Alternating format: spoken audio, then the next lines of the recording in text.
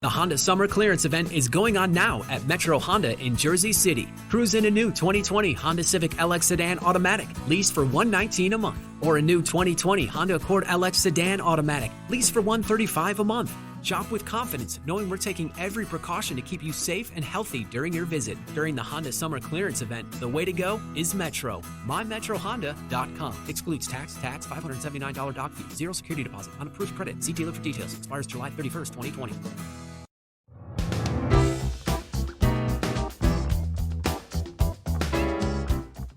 Major support for Out to Lunch is provided by the law firm of Jones Walker, established in 1937 with over 375 attorneys in offices throughout the U.S., providing a comprehensive range of services to a local, national, and international client base. JonesWalker.com. And by Hancock Whitney. Hancock Whitney is here for families, here for businesses, here for communities during this challenging time. Visit HancockWhitney.com/COVID-19 for the latest. And by Short & Associates, legal recruiters in Louisiana and Texas. From our socially distanced virtual lunch table in New Orleans, this is a special edition of Out to Lunch, New Orleans at the Crossroads, hosted by Tulane University Freeman School of Business professor and director of the Birkenroad Reports, Peter Raschuti. Hi, I'm Peter Raschuti. Welcome to this special edition of Out to Lunch, New Orleans at the Crossroads. We've been at the Crossroads before. If we wanted to list every economic boom and bust cycle in New Orleans, we could go back to the very first flood in 1719, when Bienville was still building the first settlements. We survived that one, and we've survived other attempts at devastation. Most recently, after 2005, we did way more than bounce back from Hurricane Katrina. The restoration of the city resulted in a massive economic boom, and for the first time in around 40 years, a net migration gain. In what could only be described as a shocking surprise to those of us living here, New Orleans went from being a place you left if you wanted to start any sort of high-achieving career to a place where smart, young, entrepreneurial people moved to start a business. The city changed markedly. We started discussing issues we'd never had to confront before: gentrification, cost of living increases, prohibitive rents, property tax hikes. Before we knew it, we had more restaurants than we had before the hurricane. A couple of years ago, the city came up with a more accurate way of counting how many tourists were coming here and discovered it's way more than we had thought. The real number of tourists is around 19 million a year. Things, it seemed, couldn't have been going much better for New Orleans. Then one day, in March 2020, all that came to a sudden stop. Apparently, thanks to Mardi Gras a month earlier, New Orleans had unknowingly become a hotspot for the novel coronavirus COVID-19. We went into a mode called lockdown, which was kind of like a voluntary house arrest. At first, it didn't seem too bad, even for businesses who had to temporarily close their doors. But what was going to be a few weeks of semi-vacation where those who could worked from home and those who couldn't collected more money in unemployment insurance than they were making at work has turned into something else. Months later, the 19 million tourists are gone. We don't know how, when, or if they're ever going to come back in the numbers we knew before. Entrepreneurs are struggling to survive. Many small businesses that have managed to reopen are making do with significantly less revenue and are forced to lay off staff. Under occupational restrictions and because of people's continued fear of catching the virus, restaurants are starving for business. Some notable restaurants are already closed for good. Unemployment is at an historic high, and our world-famous live music industry is shut down. So what are we going to do? We can cross our fingers and hope that everything eventually bounces back like it has every other time we've had a disaster for 300 years. Or plan B, we can use an enormous amount of talent and resources that the last dilemma delivered to us on the crest of the migration and economic wave and proactively take action to change the direction of the city so we can cope with and even capitalize on the new reality. And that, plan B, is what we're doing here today. My guests on this special edition of Out to Lunch are all dealing with the economic impact of the pandemic. Grayson Gill is the owner of Bellegarde Bakery. Until the end of July, when he was forced to close, hopefully temporarily, Bellegarde operated a local retail bakery. It also shipped flour, grits, and pasta nationwide and provided products to more than 120 restaurants. In 2020, Grayson Gill was a finalist for the James Beard Award, the Academy Awards of Food, for Outstanding Baker. Grayson, welcomed out to lunch. Eric Cook is a combat veteran who served 6 years in the United States Marine Corps. After his military career, Eric returned to his native New Orleans and became a chef. Eric has cooked at some of New Orleans' finest restaurants, including Commander's Palace, until July of 2020 when it was forced to close, hopefully temporarily. Eric was owner and executive chef at his own restaurant, Gree in the Lower Garden District. Eric, welcomed out to lunch. Thank you so much. Great to be here. Carol Markowitz is COO and Senior Vice President of Finance at Loyola University.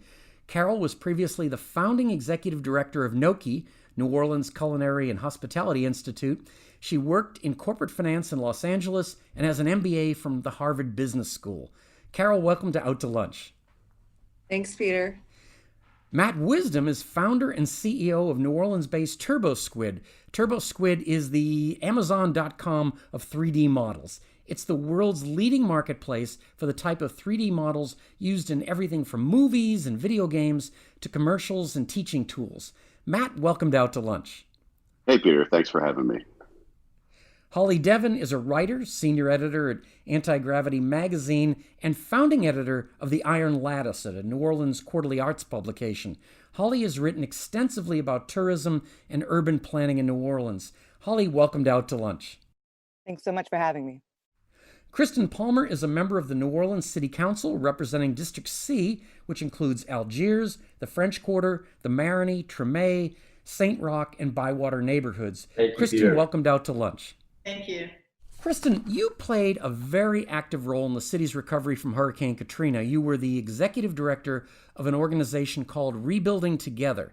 At one point, you were coordinating 10,000 volunteers. That was before you were on the city council. Is there one thing you learned from your Katrina recovery experience that you wish the city had gotten right? Now that you're part of the city government, you can make it happen. What does the recovering economy need most the city to do? Well, I think there are some interesting parallels between what happened with Katrina versus now. I was in housing after Katrina. And so, I was, like you said, I was involved, but even before Katrina, I was involved in rebuilding houses for low-income, elderly, disabled homeowners all over, in neighborhoods all over the city. And, when Katrina hit, all of a sudden, everybody was having this conversation about housing and about poverty and what that meant to the city. And I think, and what the sense of place means, right? And that really kind of drove the conversation of how we were going to come back and how we're going to rebuild. Fast forward to today, when I came back, I spoke a lot about sustainable tourism and what that means and what that looks like. And one of the negative impacts, right, was the short-term rental and how that really led to increased property values, pushing folks out of a lot of the neighborhoods, especially like, my district, French Quarter, Marigny, Bywater, Tremé, St. Roch. And, at that point, you couldn't see the forest through the trees when we were rebuilding. You never thought that there would ever be a lack of housing in a way, right? Because we always were surrounded by all these vacant, blighted housing. Then you look at post-COVID. I think what's happened is almost the same thing with housing and having that conversation as is with the tourism industry and what that means and the gig economy and how vulnerable it is, right? And so I actually think now is more of a time to talk about sustainable tourism and what that looks like moving forward and how we can build a more sustainable model. Because, what I'm seeing in the streets every day, and, we were operating food pantries starting in March and we haven't stopped yet. And the immediacy of the needs 2 weeks after shutdown, where people in the hospitality industry could not afford food and basic needs, and that were coming, and we still haven't really seen a shutoff of that, I think speaks to the vulnerability of our industry. And even the Brookings Institute post-COVID, they have a list of the cities that are going to be the hardest to come back. And New Orleans is in the top 10, and that's specifically linked to our reliance of the tourism industry and hospitality industry, I should say. And so to me, the question is, and I love the hospitality industry. I think like all of us here, I worked my way through college, waiting tables, tending bar, doing all those kinds of things. And I think it's a great industry, but we have to figure out a way and a model of doing it better. And I just think sustainable tourism is part of that. Holly, I know you've written a lot about tourism. Do you think we can, geez, tough way to put this, but get fewer tourists and better tourists? Less big ass beers and more people going to the Ogden Museum of Art or something like that? Definitely. I think that going forward, one of the things that we can focus on is how to make an economy that primarily is for ourselves and each other. And, we love restaurants, we love bars, we love great music. So if we are investing our money and energy into those places, tourists will also want to be a part of that. No one throws a better party than a New Orleanian. We don't need to do much. The city sells itself. I think that part of the problem is we have a lot of structures in place right now in government that is taking a lot of the tourism money and diverting it away from the people that need it the most. So I think there are actually, this is a great opportunity to change some things that have been holding us back for a long time.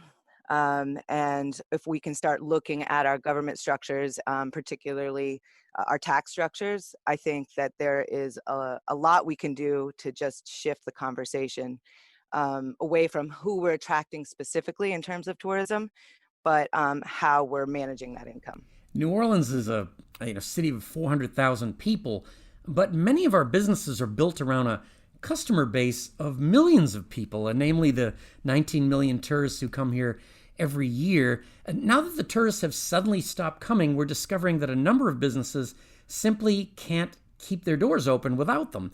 The question I want to put to you now is, how workable is that business model? Should we embrace it and try to attract as many tourists to get back here as quickly as possible? Or should we be looking at pitching local businesses at a level that is proportionate with the permanent population? Grayson, where do you come down on this?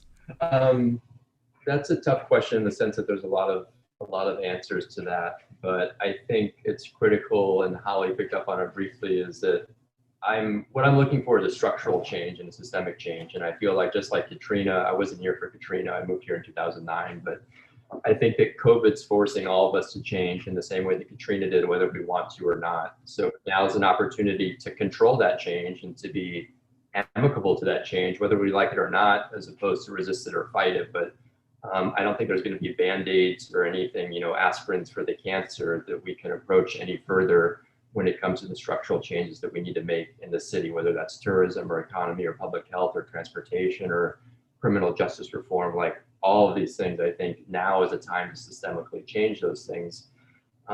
So when it comes to focusing on a more local audience in terms of a clientele for a business, I think it's critical that we do our best for that and that we approximate that. I don't feel like as a business owner I was irresponsible in terms of my growth or my overhead.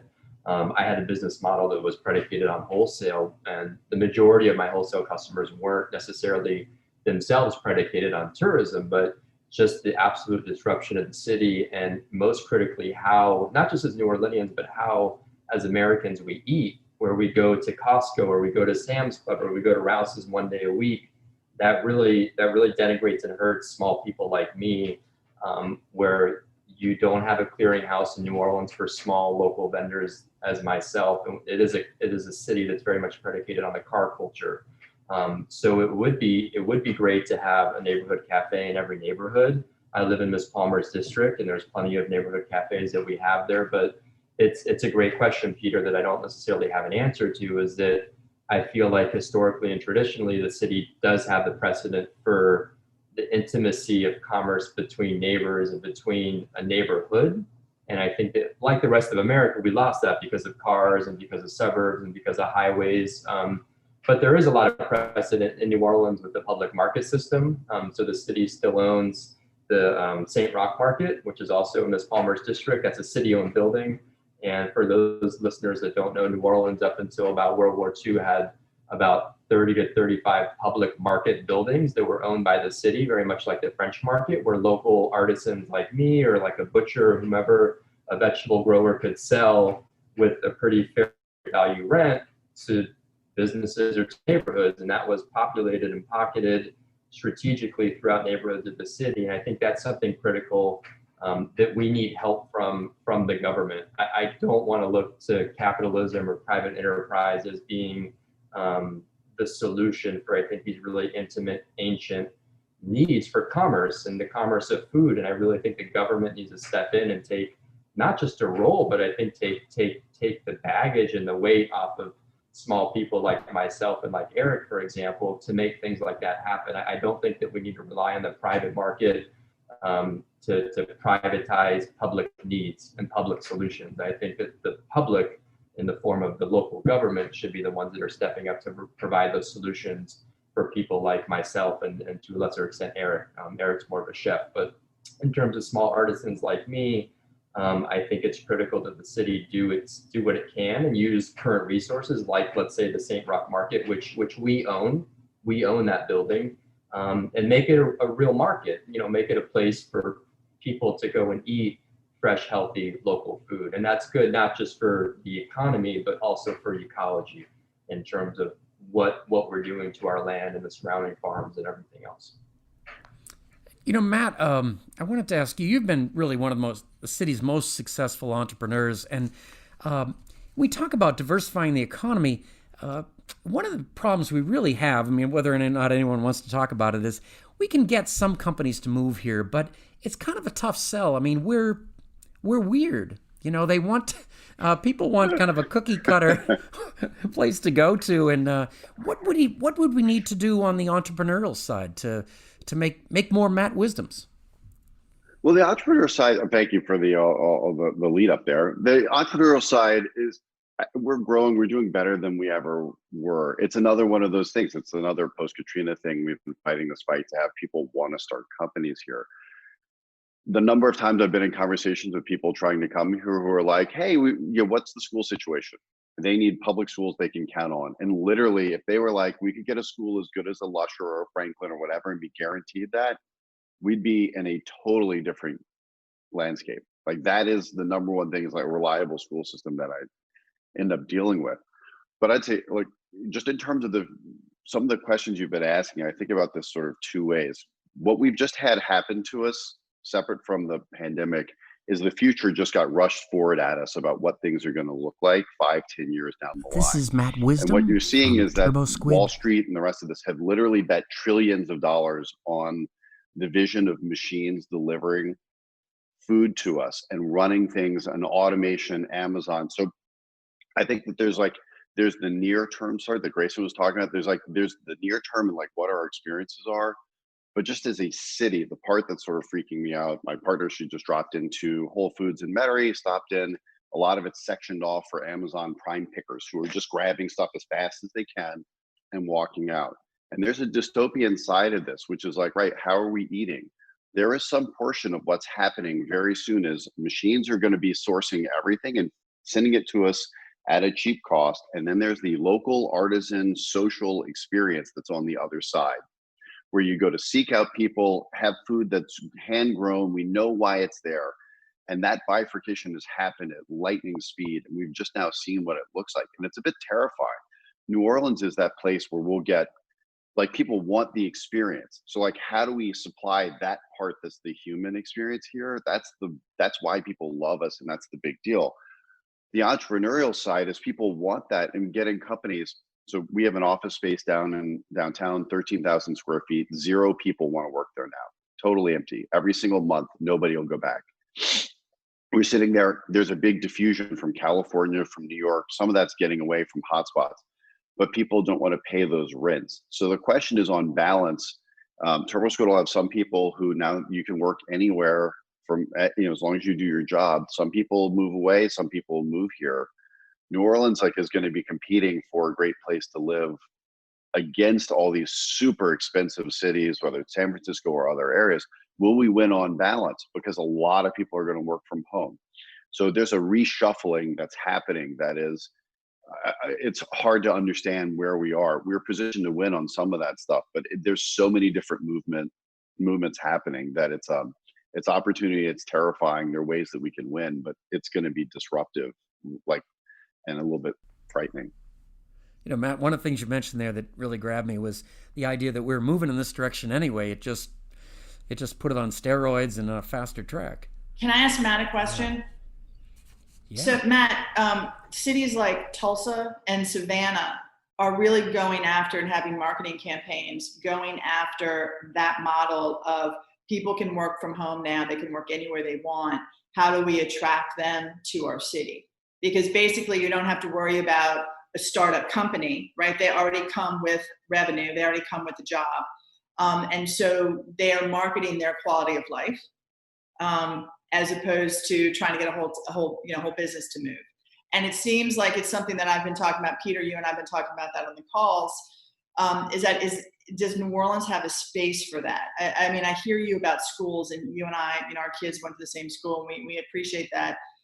But I do think when you talk about millennials and younger folks that don't have children, this is still a very real city with a soul. And we're a walkable city. We have funky businesses. We have a very unique quality of life. And we were losing population as of last year. Is there a space for us to also market our city to people that can work from home? I think we're going to have to do that, because that's going to be an increasing portion of both the workforce, but also the income, the revenue. Like, the amount of allocation of income is going to go to people who can work from anywhere at an increasing pace. We want them here, and we can do it.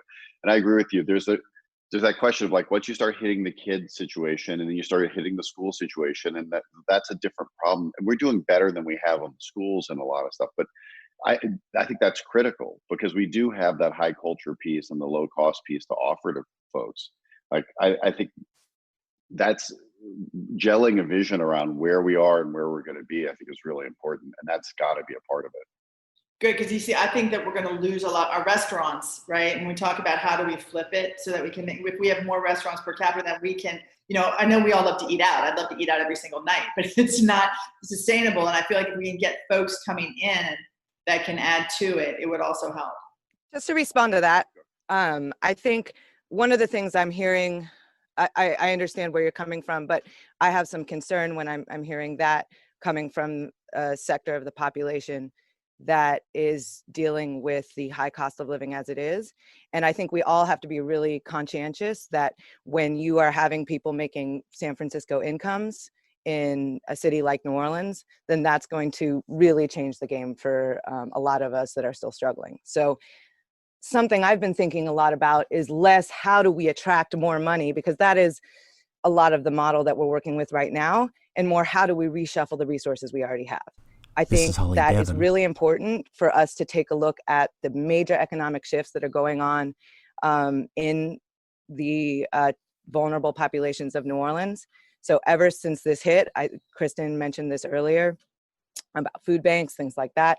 The mutual aid societies have been doing extraordinary work. People have been getting fed. People are getting free plants, gardening. There are real food resources that are completely underutilized right now that might go great in a place like the St. Roch Market. There is an economic shift that's happening away from just trying to generate more income and really trying to reshuffle the resources, particularly downtown, a lot of these areas. So that's something that's going on in that part of the population. I think that if they were able to flourish without having to deal with the cost of living that we have right now, I think we could see some really exciting changes. But right now, if we look at something like the rent problem, something that I've been really concerned about is nonprofit property tax exemptions. So this is something that New Orleans has a huge problem with, where nonprofits are pretty much given carte blanche for property tax exemptions, and that it doesn't necessarily need to be tied to public good. This could be properties used commercially. So there's, I believe in 2016, the Bureau of Governmental Reporting found that 60% of properties were off the tax roll. So if we look at that, right, if we can lower property taxes, but include more properties as part of the taxable pool, then we're able to take some of the heat off of the cost of living, and we don't necessarily need to market ourselves to other people. What do you think, Carol? We weren't just talking about schools. Obviously, you could have religious institutions, a bunch of folks, hospital that any nonprofits that don't pay taxes. But where can the money come from, Carol? You know, one of the things that always concerns me is when you have these conversations, the only other side is raise sales taxes, which is it's a regressionary tax. And where does the money come from, Carol? There's secret pockets we can find?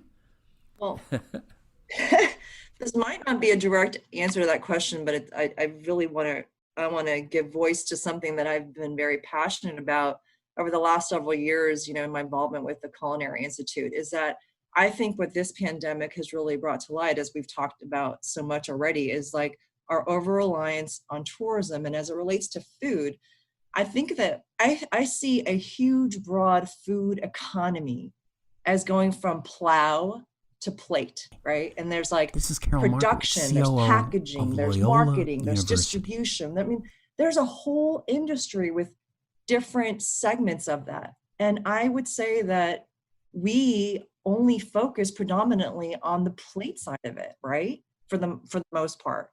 And I think I just can't help but wonder why, when I see other cities that have invested not even huge amounts of dollars, I mean, in the grand scheme of things, but investing thoughtfully in a strategic plan that then helps inform the development of a comprehensive food policy that matches the actual assets of the region or the city's resources, including its people, and not trying to mismatch plans and policies with the reality of who our community is and what education levels they have and all of those things. I mean, that to me is something that I think is insanity that we haven't done yet as a city of New Orleans that claims of the three pillars it stands on is music, architecture, and food. There's so much there. And you talk about diversifying your economy. I'm sorry, Matt, but forget about tech for a minute. Forget about medical. Moving upwards in the supply chain of how does that food get on a plate that's being served to you by your minimum wage server who has to rely on tips? How about thinking of the ways that we can diversify even by expanding what the food economy could do for us here in our own region that can provide better wages, more secure jobs in a way that aligns with who our community is already. They don't need to go to medical school to necessarily be working in production in Grayson Gill's huge new factory that's supplying flour to the whole world or what have you. You know, these are jobs that our community are attainable to our community with some training, right? And it's just mind-boggling that we put investments in things like this big, very expensive medical center and other things, but we're not looking at what's right under our nose, which is why everyone comes here, which is that thing that we serve on the plate with our New Orleans style service and hospitality. Let's take advantage of how much upside is there if we really think through diversifying even within the food economy. And I think it's no irony that of the six of us on the call, that three of us are either in or have had some heavy involvement in hospitality and culinary and food. I think that this could be a major opportunity for us if we can get enough support for some very limited dollars and coming up with a big master plan and policy for the city of New Orleans as it relates to true strategic food policy. And just to interject really quick, This is Holly Devin. There isn't a secret pot of money. There's a blatant pot of money, all in the convention center. The convention center is sitting on $200 million in reserves. And, you know, that's something that we could probably all use soon. The convention center, the Ernest Morial Authority, the Louisiana Stadium and Exposition, and New Orleans and Company, they're all receiving, New Orleans and Company receives $21.1 million a year. I've been researching this issue for months. I still don't really know what they do. We have the money. We just need to reallocate it. Can I say we don't actually have the money? I mean, I just want to be really clear. That's the state, and the state allocated a certain way. And this administration, this council, and previous ones have consistently gone to the state to try to retool the heads and beds taxes and have a more equitable distribution. The problem is when you go to Baton Rouge, our delegation is the minority, and we're funding the rest of the state. I'm not saying not to go after it. I think we have to. I think it's inequitable. It goes along with the whole concept of not having sustainable tourism. It should be our money because it comes on the backs of us. But the reality is that they consistently take it from us in Baton Rouge, and we're outvoted, right? And I just want to be clear about that, because often we throw around this money and they're like, well, just go get it. You city leaders should go get it. And trust me, I was on a conference call with Culture Bears yesterday for 3 hours about this very thing. Like, how do we get money to the people that we market the city from and we take from, and they have issues with affordable housing and food resources and all these things as well. But we have to be very real about where it comes from. And I also just want to make another statement real quick that, and you and I have had conversations before, but if a city loses population and doesn't grow, it dies, just like any business.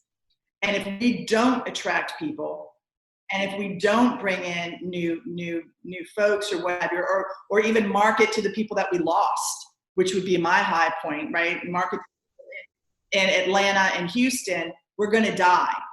Infrastructure of the city at our zenith population was for 623,000 people.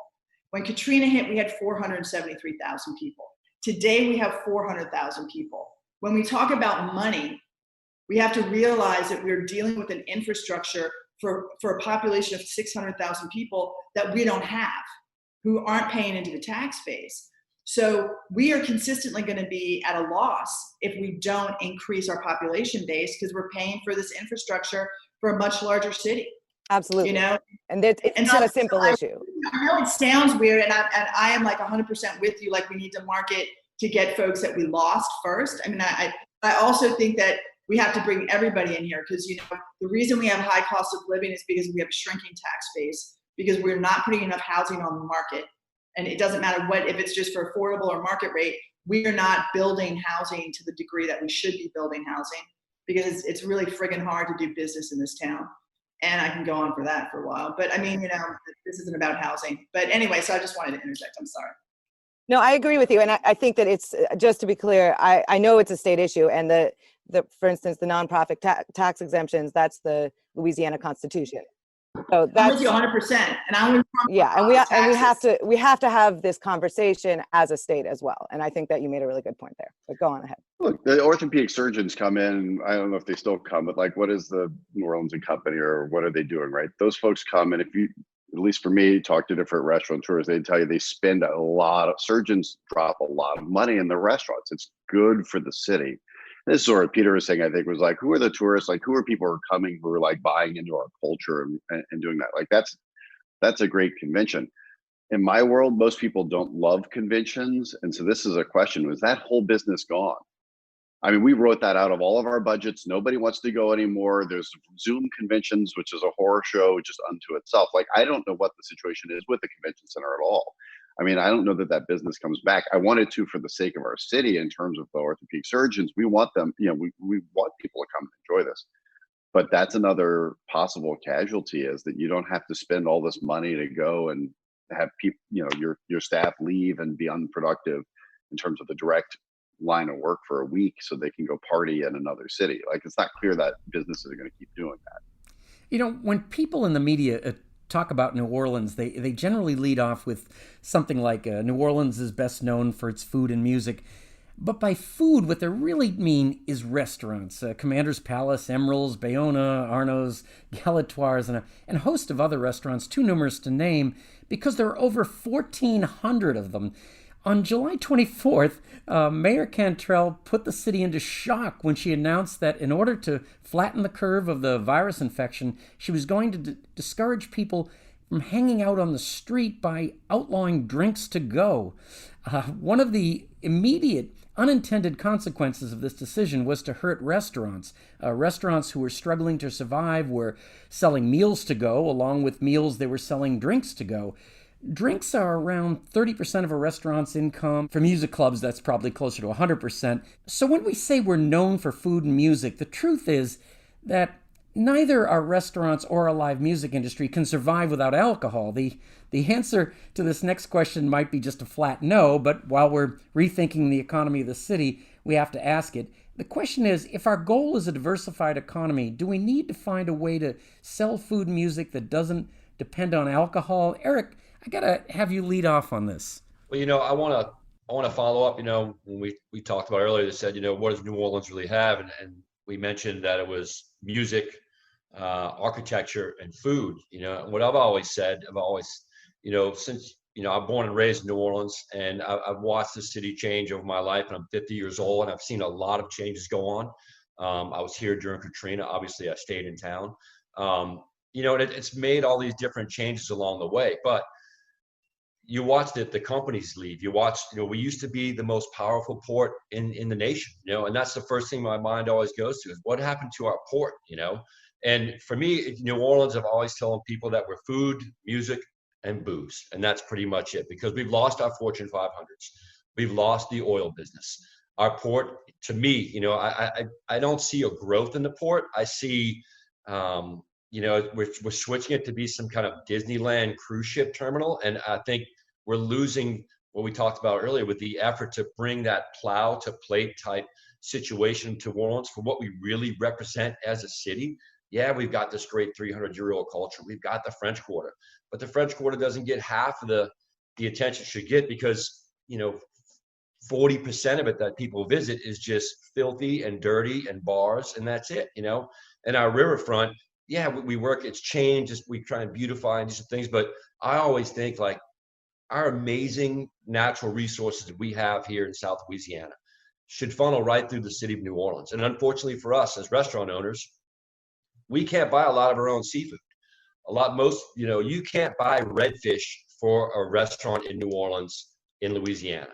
And people don't really know that. Like anything you see in a restaurant in Louisiana or in New Orleans that they call redfish is not coming from Louisiana, because we're not allowed to, because there's restrictions on us. We have to buy from Texas. We have to buy from the Carolinas. We have to buy from anywhere else but Louisiana, because those restrictions are on restaurants because of whatever moratoriums, or we've lost our coastline. If you look at the Gulf states, I've had conversations with Lieutenant Governor and members of the Wildlife and Fisheries Department about what happened to our coastline. 5 Gulf states have 21 miles of state coast. Louisiana has 10 or 11 miles. We've lost 10 miles of our own coast for other states to come into and take our natural resources to distribute and go away. No one manages resources better than Louisiana. There's 4 ports of entry you can come in Louisiana to manage seafood. 4. You look at a state like Florida, there's probably 2,700. We control what comes in and out of our waters, but unfortunately more people come into our waters and take it away. We look at redfish, we look at shrimp, we look at crabs, things like that, just to name seafood, and it goes away. I think, you talk about, restaurants and the conversation people immediately go to when they think about New Orleans is, oh, it's such a great food town. But that great food town is the hardest town in the world to do food in. To operate a business in restaurants in New Orleans is the hardest thing in the world. Besides not having access to your own resources, or the prices being elevated through the roof, when literally, I'm in Algiers, and I'm a 20-minute drive from throwing a line in the water and catching redfish and trout, and I can pick up fresh shrimp off the side of the road. But in a restaurant, that little bit of distance from where that shrimp comes from to where it hits the distributor to where it goes to the restaurant, you're talking about sometimes a 500-600% markup, that goes from what those fishermen spend to catch all that fish and that shrimp on fuel and just that's their livelihood, their homes, their family, their education. To get that product into market goes to a distributor, then goes to restaurants. And it's insane what we pay for that kind of stuff. So we're hammering ourselves on our own natural resources, which really doesn't make any sense to me, and we talk about taxation. We mentioned it's a hard place to do business in New Orleans. It is. I would love to see the Port of New Orleans come back. Why? One of my favorite things to do when I leave New Orleans and travel, I usually go down to Florida. There's a place in Pensacola called Joe Patty's, and it's an amazing seafood market where boats actually back up to it. And you can walk in this huge space, a giant seafood market you can walk into, and fresh seafood is everywhere. Where can you find seafood like that in New Orleans, anywhere that's not our grocery store chain? Why is there not a seafood market? You know, New Orleans is built on that river. Steamboats coming up, dropping off oysters, you know, bringing in fresh seafood, delivering right to the docks of our city. Where has that gone? That's been manipulated and taken away. And it's become taking away from the people who actually work on those boats and in those fields, who bring us our amazing, the rice, the shrimp, the fish, the oysters, the crab. Where'd that go? It's going to other places. It's going to Chesapeake Bay, which they can't manage their waters. Their bay is dead, so they take all our crabs. And we can't buy crab meat for less than $40 a pound sometimes. $40 a pound to buy crab meat. Think about that, $40 a pound for crab meat. When I used to run some big restaurants down in the city, you're talking about spending $10,000, $15,000 a day to have crab meat. Eric, I love that you brought up the port, because to build on what you're saying, it's not just about what we already produce here in our own backyard. But I just told this while we were talking, and the data is kind of outdated. But as of 10 years ago, okay, so just to give us an order of magnitude, it says 40% of the U.S.'s agricultural exports moved through our port. And you talk about the value add part of the food chain, where we can maybe build more of our economy around that, even if we inserted ourselves there, and not even all the way back to the plow or the fishing, so to speak, in the fishing nets. But even if we inserted ourselves in some level of the processing, the packaging, any of that, before all the stuff moves through our port. I mean, that's insane to think of how many of our country's goods are moving through our port here. Like, why are we not looking at that as an opportunity to grow the pie here? I mean, of course, we should always be looking at how do we get more out of taxes and how to manage all that and optimize that. But I'm just thinking, like, how can we think about how business plays a role in expanding the pie and expanding the economy that moves beyond attracting people here where the money's coming from somewhere else, but actually generating that money here. I think there's tremendous opportunity if we're talking about just the few resources we've talked about on this call so far. And I love that you brought up the port. That's a huge asset. It's huge. I mean, that's why this entire city was founded, because of its location, the mouth of the Mississippi River. Everything comes through our port. Everything does, you know. And we talk about restaurants and what we can do in sustainability. You know, when this whole thing began in March, and I think we were one of the first restaurants to close, you know, I told everyone, I said, it's going to be a 10-month summer.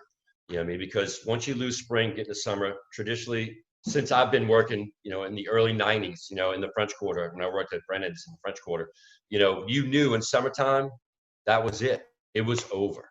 You know, the industry stopped, restaurants stopped, it just went away. That's why you have things like Culinary Restaurant Week, because we know we plan as a business owner to lose money in the summer every summer. And when this happened, you know, I said, hey, it's going to be catastrophic, because I know I lose money every summer. I know big giant restaurants budget to lose hundreds of thousands of dollars every summer.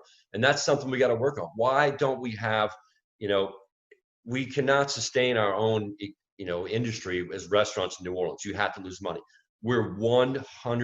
Now, I'm not going to say 100%. I'm going to say, you know, we're very dependent on tourism, very dependent on tourism for restaurants, because we need that, because we don't have that sustainable business model for a full year. We don't. We know it's summertime. A lot of folks leave New Orleans in the summer. They get out. They go to their second homes in Florida. They travel. The kids are out. There's vacation. It's hot. It's hurricane season.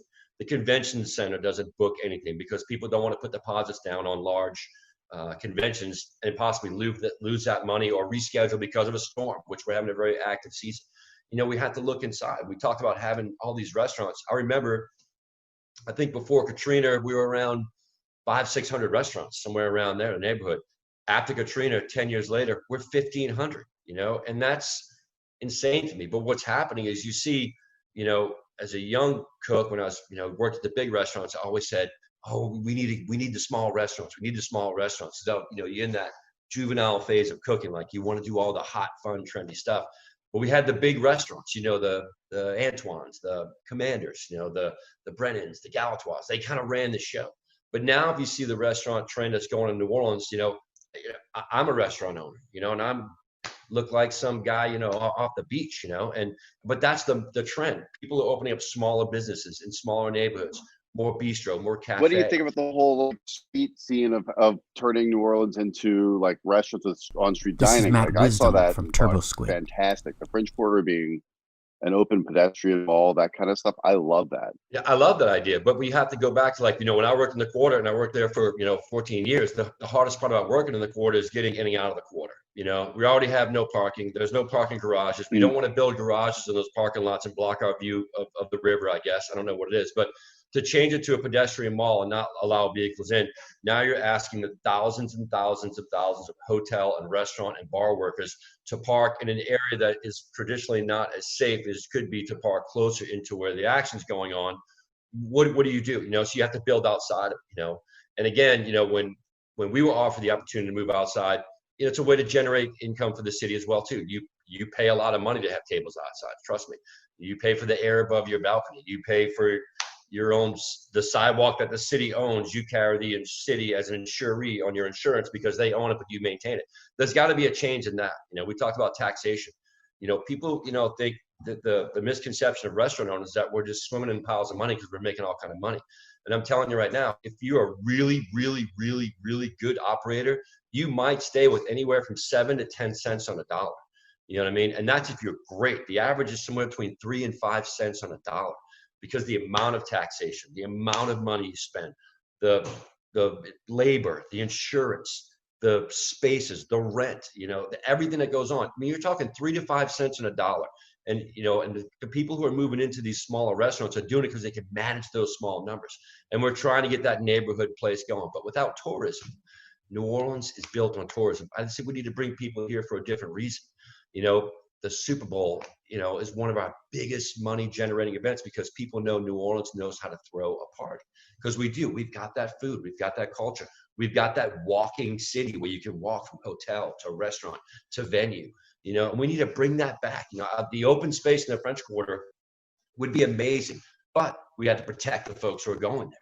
We have to, allow the folks who live in the quarter full time to keep that area of the French Quarter theirs, because it's an amazing place that 90% of the people who live in New Orleans have never seen behind one of those walls of what the French Quarter, how beautiful it really is. Now we need to protect that. We need to protect our, our history and our culture. But I think the port's the way to go.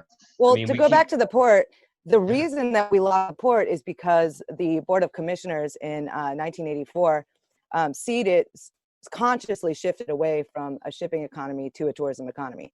And that was how the convention center economy really started with the, the World's Fair.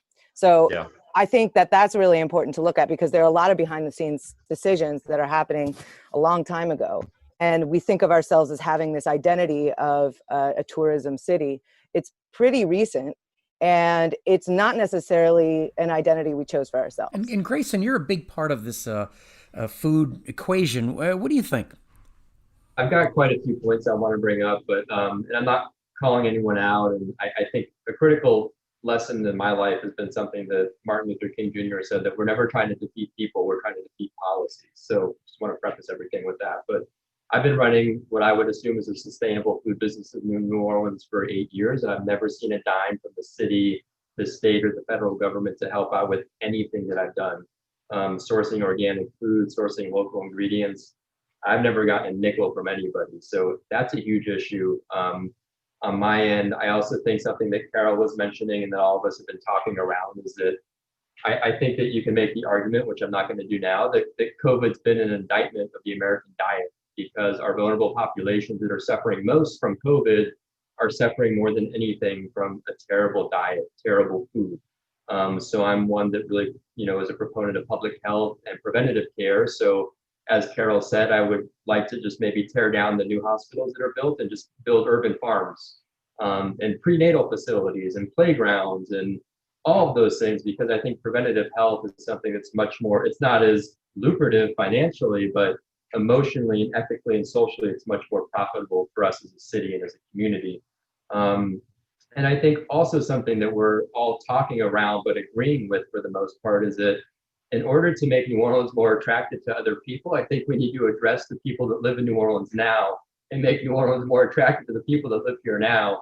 And that's going to make New Orleans attractive to people that want to come back or want to come here. But if we pander to these people that Holly said have a huge salary, I'm not denigrating that aspect of our economy. I'm just saying we need to focus on who we are as a city and the people that define and have defined New Orleans as a city for 300 years, as opposed to hoping for somebody else, however big or however small that demographic is. But if we don't make New Orleans more livable for New Orleanians, then I think it's a moot point to want to attract other people from Savannah or Tulsa or wherever else they want to come from. And then going off of what Eric said, I just think that it's critical that, and also what Carol said, is that we have resources. We don't need to reinvent ourselves or do anything different. We just need to promote and foster, and I think cultivate the resources that we have, whether that's cultural or whether that's ecological, whether that's food, whether that's seafood, whether that's jazz, whether that's students that go to NOCA, whether that's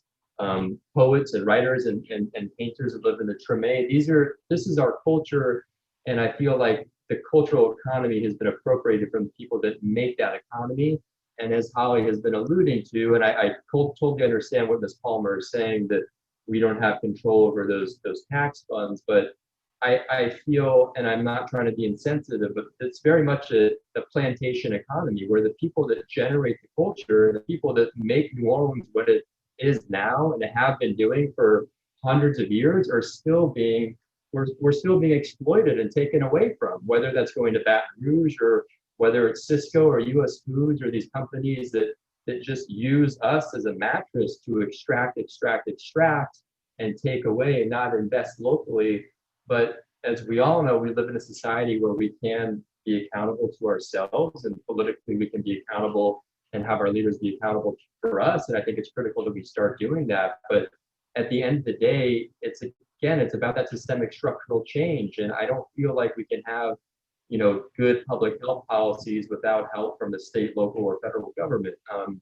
We can't have a seafood market like Eric was talking about unless the state or the local government is going to help and incentive. I, as a sustainable or an organic business or whatever you want to call me, I can't compete financially with Cisco, with Restaurant Depot, with Monsanto, with Syngenta, with US Foods, or with Aramark, because I'm the small person. But I don't think people come to New Orleans to eat at those places or have those experiences at restaurants that serve that kind of food. You don't go to New Orleans and say, gee, I had a great meal at Bubba Gump Shrimp Company. And I'm not denigrating Bubba Gump, but I had a great meal and a great experience. I had a great meal and a great experience at Cafe Dauphine. I had an incredible time at Kermit's Mother-in-Law Lounge. I had a great meal at Bacchanal. This is the fabric, not just economically of New Orleans, but emotionally. And I just feel like we're completely being neglected. And we have for a long time, but thankfully, I think COVID is presenting us with this huge opportunity for us to address socially, and I think most critically structurally, the changes that we have to make. And it's apparent that the changes that we have to make, they're visible because we see them all around us. I was honestly almost disgusted to get a 811 or a 311 text message from the governor, from the mayor, about citizens contributing to rent relief to help people from stop getting evicted from their homes, like last week. Because again, I know that the state has the final control over an eviction court. I'm not going to get into that, right now, but the fact that I feel like the local, to a lesser extent, and the state government is asking local citizens to do what the government is meant and supposed to be doing. And not just as a citizen, but as a business owner, is overwhelming and it's unacceptable. Another vital part of the New Orleans economy is music, and tourism professionals, economic pundits, and politicians talk about the importance of what they call the cultural economy. But there's a disconnect here, despite the fact that we pride ourselves on being the birthplace of jazz, and music plays a central part in our lives, from brass bands to jazz fest. Most musicians are not getting rich. Now that the future of live music hangs in the balance along with everything else, we could use this opportunity to take music and musicians seriously while we're considering how tourism, restaurants, and small businesses come back from the downturn. Do we just assume that music is a star system and some people are going to make it and others aren't? Or is there a way we can proactively improve the lives and the livelihoods of the people we're proud to claim as central to our culture? Matt, would you like to weigh in on this? Well, I mean, I'm a third-rate guitarist and enjoy playing music and love it. And would trade the Empire for or a journeyman position in a band. But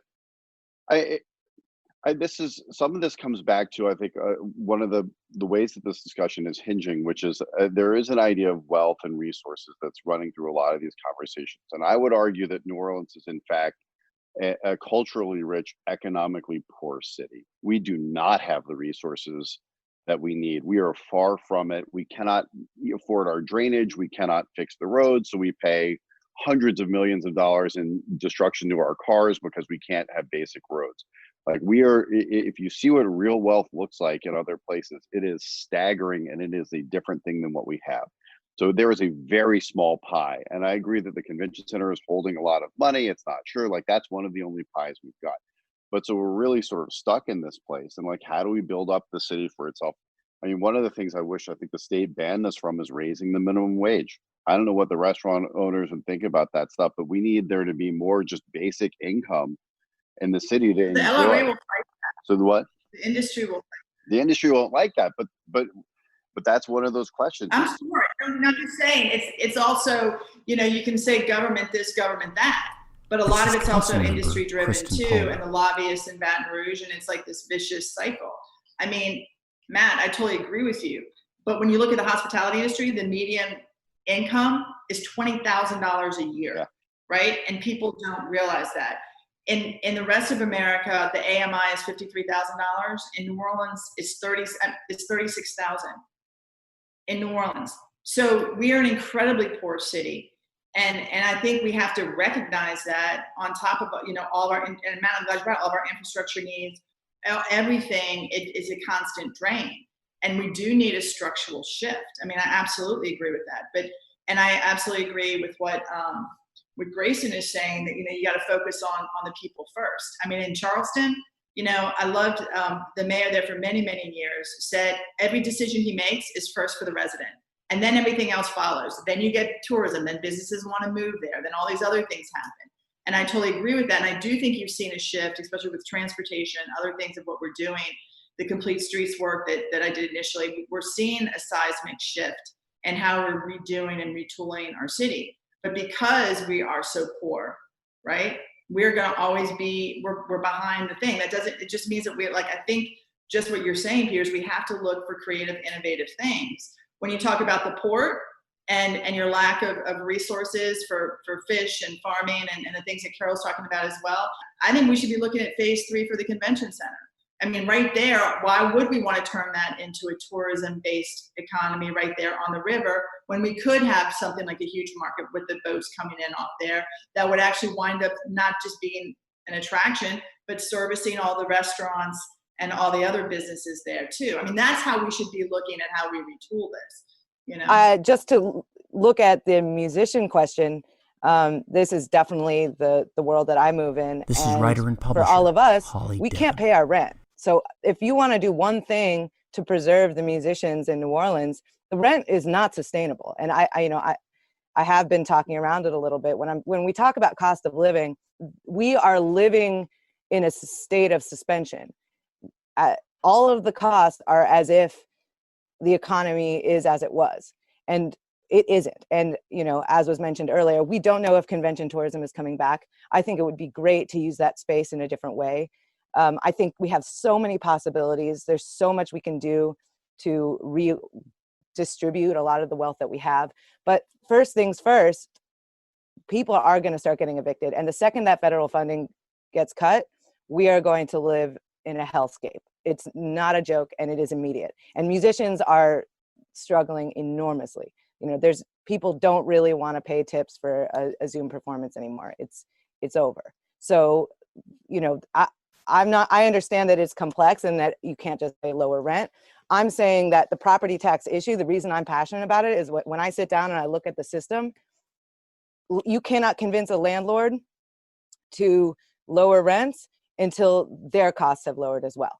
And, I know a lot of people that are very angry at landlords and, kind of just want to cancel rent. And I know it's not nearly as simple as that. I've spoken a lot to Andrea Nika Morris, who does amazing work with housing in New Orleans. And, she has a tremendous amount of vision, but no one's listening and no one's really absorbing the fact that we can't keep living in the pre-COVID reality. Well, how much is Airbnb impacting the rent situation? I'm very curious, Kristen. I think you've been in the middle of that. Yeah, I have been. And that's why I came back, right? It was because of what the STR issue decimated all the neighborhoods in my district. And quite frankly, within a very short amount of time. So Holly, when you look at the STR issue, within about 5 years, they took 6,000 to 8,000 units off the market. So if you think about it in those terms, that STRs actually took units and then put them into that vein. And this is all, why I got back in this game, because it was just abhorrent losing this. And that really, in certain neighborhoods, it absolutely increased to the cost of rent. And not in all neighborhoods, but in that. And then I also think on top of that is we're not building enough units, not just in affordable, but even market rate, et cetera. Like the more units, and business people know this, the more units that you put out, and you can start correcting it. We have, it's tough to do business. I build houses, I renovate houses. It's very tough to do business in this town. But in addition to that, even trying to go after subsidies for affordable housing, like low income tax credits, you have to go to the state. The state's totally reevaluated how they give out affordable housing dollars. And now all of the benefits go towards rural communities as opposed to urban.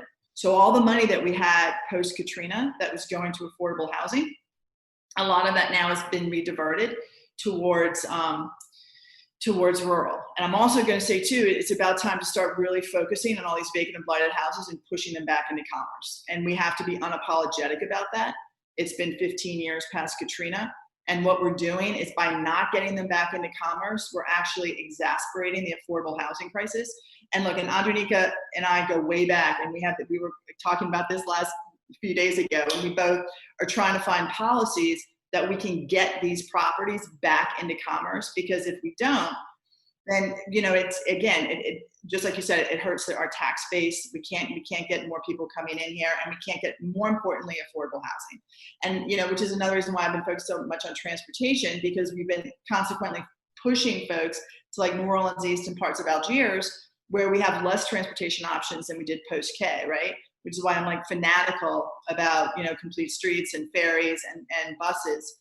Because if we don't connect people to jobs, where have you, it just exacerbates the whole problem, One of the things I know we've been kind of focusing on this broader topic of how we can reinvent ourselves kind of in light of the pandemic. This is Carol I also Markowitz, want to say that COO I've been of encouraged Loyola about the other thing University. that's been happening in our world is this dialogue that's been happening around race and equity. And I think one of the things I'm hopeful for is that conversation really takes root and continues here in a meaningful way, because I find that I've lived here for 10 years, and while I can say, okay, on technical terms, it's a diverse city in the sense that 60% of our community, I believe, is African American. The fact is, there's a huge difference, I think we all recognize, between being diverse and being a place where it's truly equitable.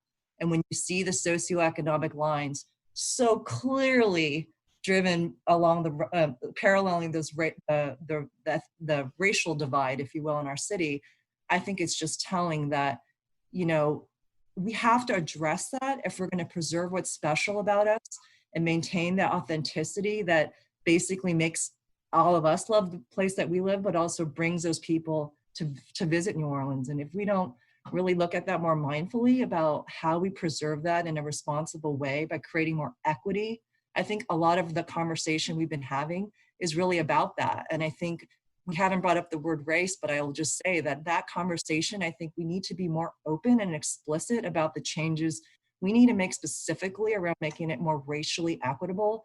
If we're talking about reinventing New Orleans, I think that's probably the most important thing, in my opinion.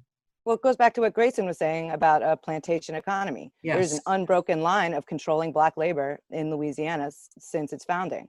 And I think it's really important that we understand the way those paradigms transform and shift. When I say that the board of commissioners of the port transitioned to a tourism economy in the 80s, there's a conscious decision to sell Black service labor in that.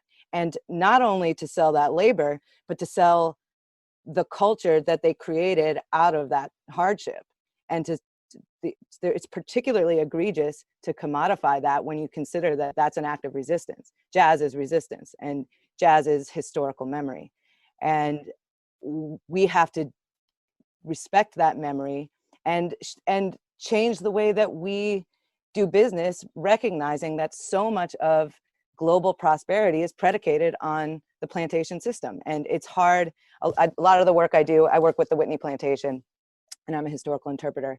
And, it's something that I like to bring into conversations as much as possible, but it's hard because we don't really have a precedent for working history into our daily lived realities. We talk about things in the abstract. Economics is something that I'm frustrated with economics as a field oftentimes because it takes place in a vacuum, and how we understand the tensions that created New Orleans, created Louisiana, and how they have continued to inform the way that we live our lives is hugely important. And we can get into mass incarceration. I mean, I've lived in the Ninth Ward since I moved to New Orleans, and it's been a brutal education in the way the city works and who is listened to, and a lot of my neighbors who grew up in a lot of times the Desire Projects or the Florida would go to work in the service industry. And I would see this too. I worked in the service industry. I've been paying my rent through that,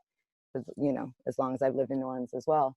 And the racism I see in those kitchens and the way that people will hire formerly incarcerated people as a way to hold it over their heads and treat them abysmally, it'll chill your blood.